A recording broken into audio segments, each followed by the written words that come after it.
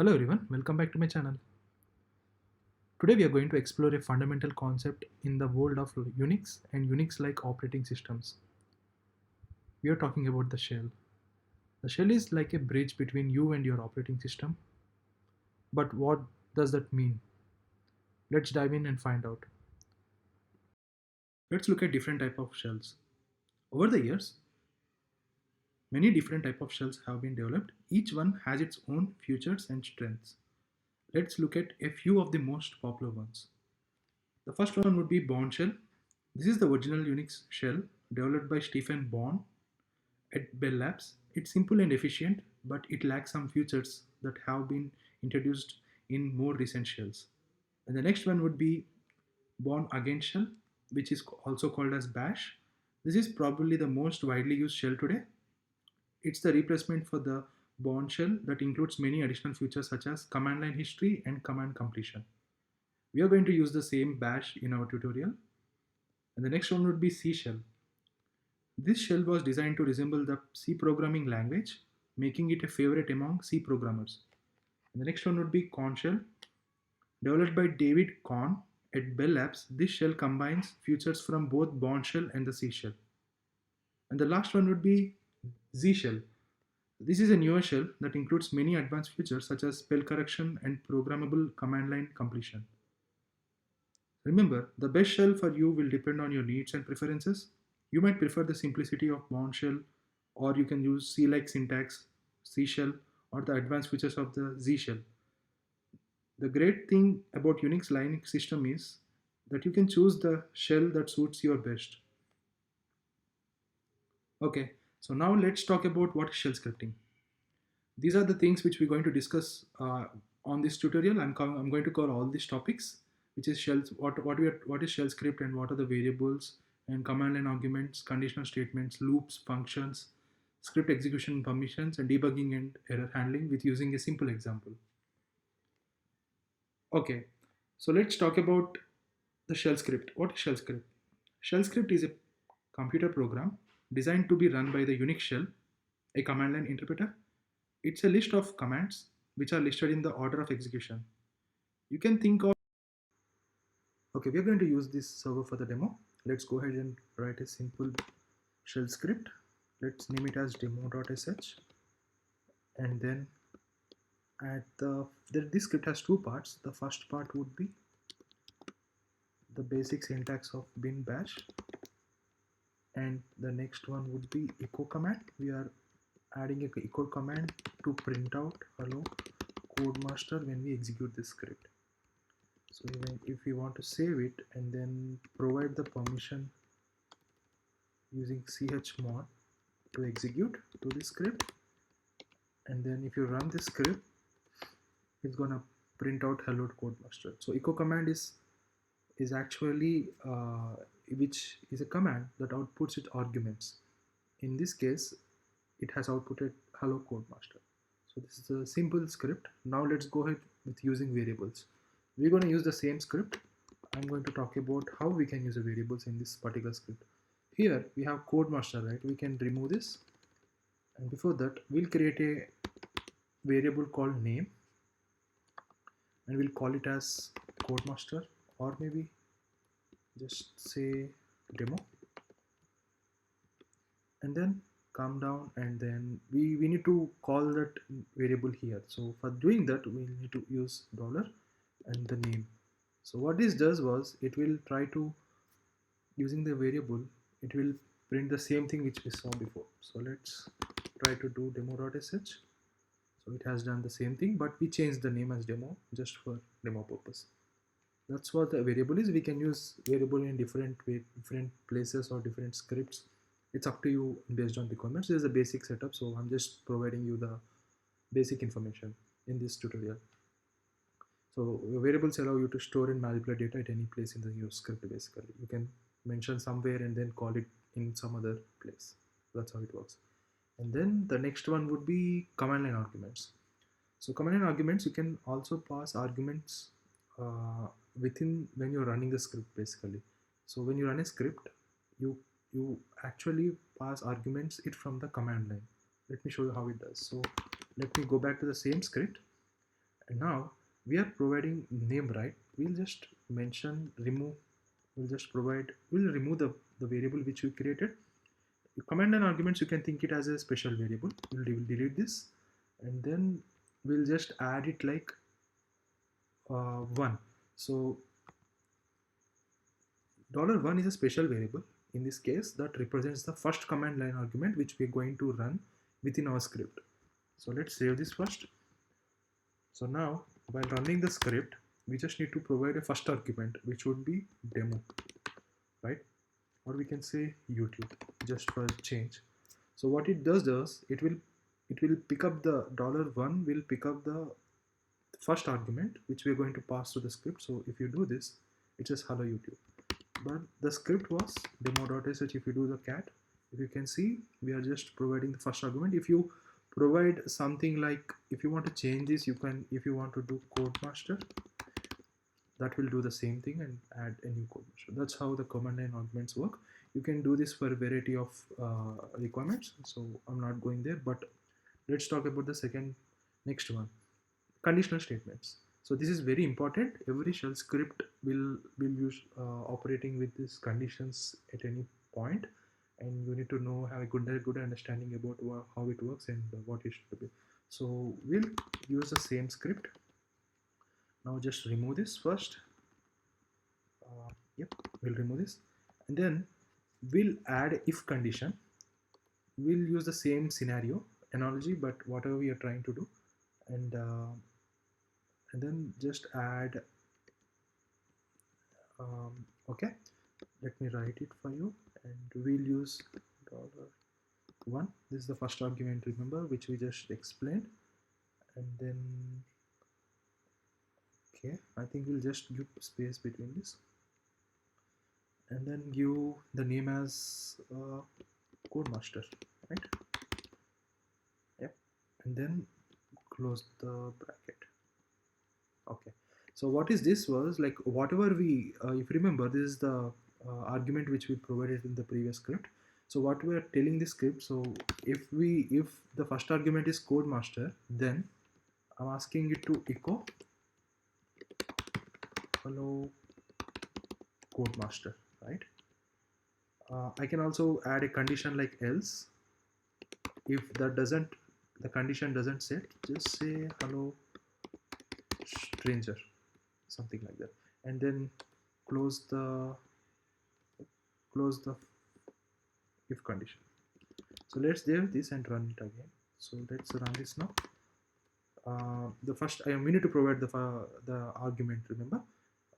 So let's do CodeMaster right now. See, so I think why it did was because I have mentioned the CodeMaster as cap. So let's do this actually.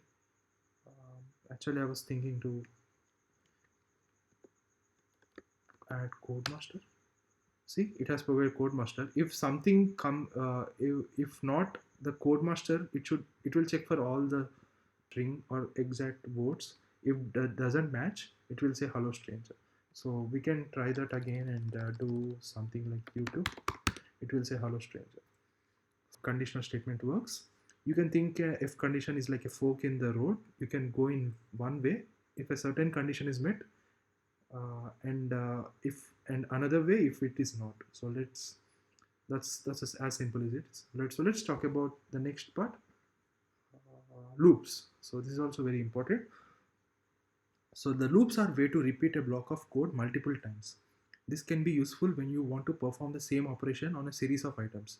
For instance, you might want to process each line in a text file or every file in a directory. Let me give you a simple example within the same script. Let's write okay, let's remove the if condition. So in this, for the loops, we're going to use for condition. Let me remove all of this. Okay, we'll use, okay, I think one second, we'll use the same part. We'll just use for condition instead of if. So we are going to use for condition for this. So what we'll do is, for name in we can provide multiple names actually. Okay, let me see. So this is whatever I till now explained is only for one kind of string, right? So let's think about, right now we have code master name. Let's think about, we have multiple names. So in this script, the loop iterates over the words which I am going to give now: code master, or YouTube, and demo. Okay, these are the three words I gave, and then I will ask my script to do. Okay, script to do. I think this is not needed. Okay. Yep. I will ask my script to echo hello and the name. Right. So in this case, let me write it first, and then we can. Yep. So oh, we'll say hello dollar. Yep. Oh, it's all caps, is it?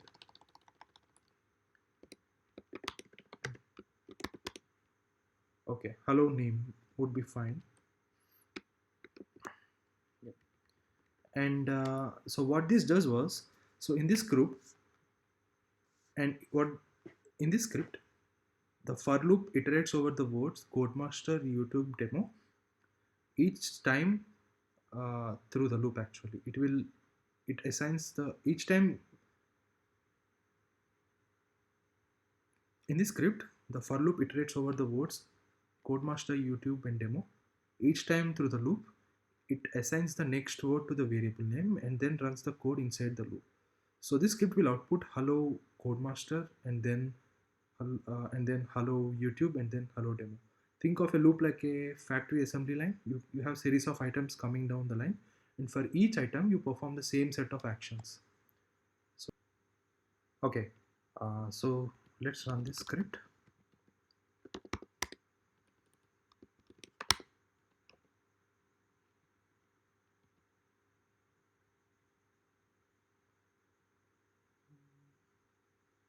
Okay, I think I forgot to end the script actually. So let's add this, and then we should be good.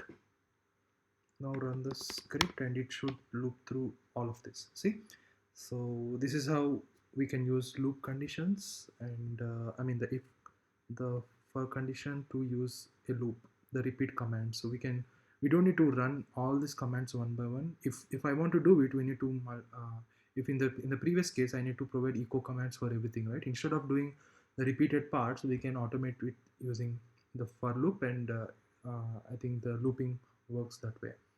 The next one would be functions.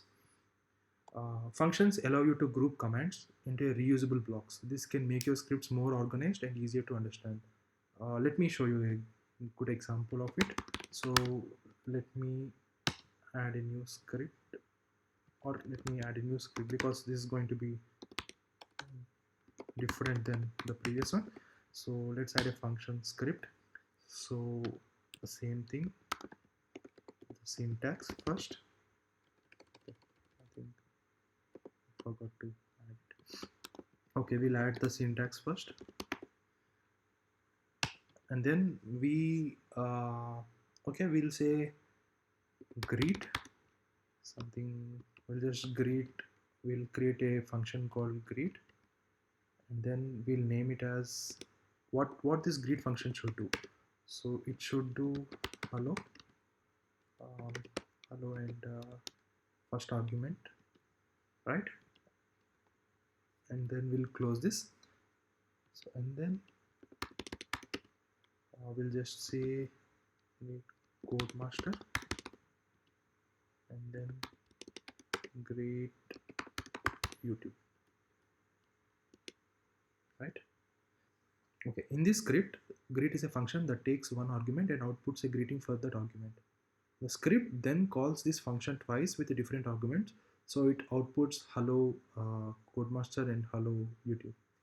Think of function as a mini script within your script. It's a sequence of commands that accomplish a specific task. By giving the task or a sequence, giving that sequence a name, you can call it from different parts of your script, just like using a shortcut. So let's run this script and see how it goes. Let's say function.sh. Okay, remember we need to provide the permissions. Let's say function.sh and then run the function.sh. See, this is how it works. So we have added, if you cat the function, it's basically we have added an argument which will greet CodeMaster in YouTube as I explained.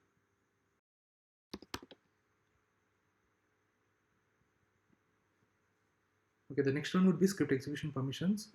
I have already explained about providing the permission for the script to run. So that's what it is. And then if you want to explain me again, I can do that. So this is the command URL for, this is a good reference for checking out the permissions actually. So every file will have these permissions. So the first one would be owner, group and public. So each one will have read, write, execute. In our previous, if you do ls-ltr, if you see here, okay, I think the best thing would be right now, if you see here, so the first three would be you, as it shows up, the first three would be owner, the first three would be owner, the next three would be group, and the last three would be the user or the public, right? So right now we provided the execution permission here, so you can use that using command chmod plus hyphen demo.sh. So that's how it is. And then the last one would be debugging and error handling. So debug is an essential part of programming in shell scripting. The bash shell includes options that can help you find and fix bugs in your scripts basically.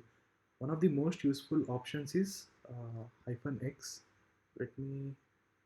Let me go back to the server and let's use function. So let's use function server. So for debugging we can always add a command called set-x. So we are setting this, so which prints, this will print each command to the terminal before it's executed. This can help you see exactly what your script is doing if you enable this option by adding set at the beginning of your script, or by adding bash x. Like you can also run with on the command line, but this is a good way. So if I save this right now and then do function, so it says everything in what it does. If there is any issue, it's gonna exit. So that's a good debugging command which we can use. Okay, and the next one would be error handling. So error handling is another important aspect of shell scripting. By default, a shell script will continue to run even if any command fails, but you can change this behavior within the set e option, which makes your script exit as soon as command fails. So you will go to the same script. If we add, instead of set x, we'll add set e, and then we'll change something like we'll add some fault errors. Okay, we'll add something in between greet function and this, right? So let's say something random, right? It should fail, right? So let's run the script now. So it says command not found.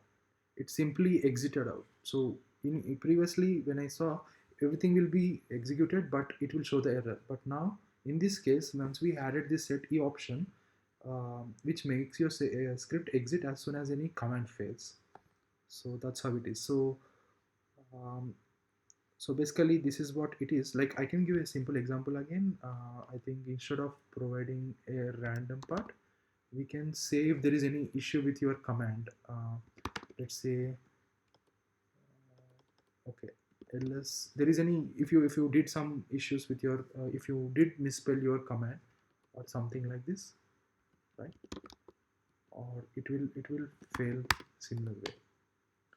See, this command not found, something like that. Yep, This concludes the basic of shell scripting. Once you are comfortable with these concepts, there are many more advanced topics to explore. I'm going to talk about all of them. And yeah, there you have it. This is a brief description to the concept of shell and some of the different type of shells you might encounter in the world of Unix and Unix like operating system. Remember, shell is your friend. It's there to help you communicate with the system and then get things done. Uh, yeah, that's all for today's video. Don't forget to like, share, and subscribe for more explanation of key tech concepts. Until next time, happy learning. Thank you. See you on the next video.